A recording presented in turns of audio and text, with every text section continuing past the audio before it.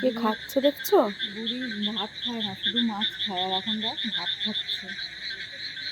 ওরে বাবা, এ কি দেখছি আমি? শুধু মাছ খায়, ভাত মাছ আর খায় ক্যাট না। ফুড খায় খালি। বলু, খাও বাবা, খাও। খাবে, আস্তে আস্তে খাবে। ঘুমাচ্ছে না, খাওয়ার কোনো ইয়ে এই নেই। যে বলো এনার কয়দিন পরে কি হবে? কি হবে কি কদিন আছে পরে? এখানে, কি আছে? হুম?